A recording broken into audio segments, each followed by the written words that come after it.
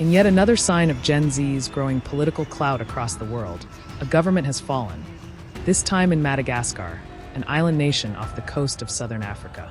President Andry Rajoelina has reportedly fled the country aboard a French military aircraft, after parts of the army defected and joined tens of thousands of young protesters on the streets.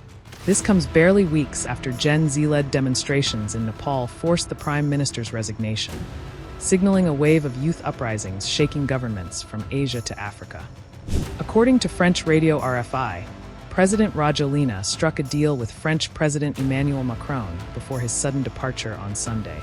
The news was confirmed by opposition leader Andry Rajoelina, who told Reuters that the army had defected to support the protesters, leaving the president isolated. Andry Rajoelina said, "We called the staff of the presidency, and they confirmed that he left the country." Rajoelina was scheduled to address the nation Monday evening, but his office has not commented on his whereabouts.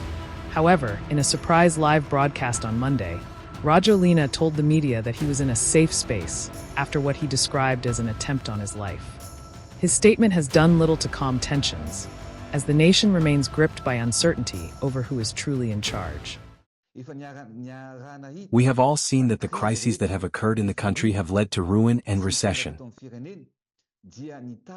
There have been real plans since September 25th for a coup, an assassination attempt against me. When other African presidents proposed sending military contingents on a peacekeeping mission, I told them that this did not reflect the values of the Malagasy people, and I refused.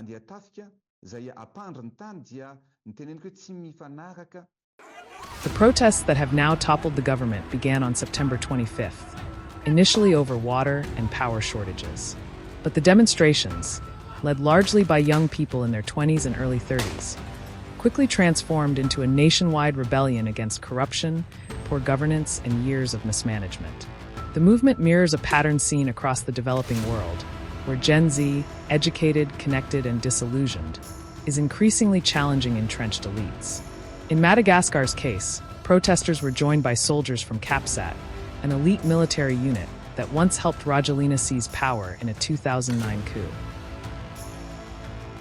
Over the weekend, CAPSAT announced that it refused to open fire on citizens, instead escorting thousands of demonstrators into the capital's main square.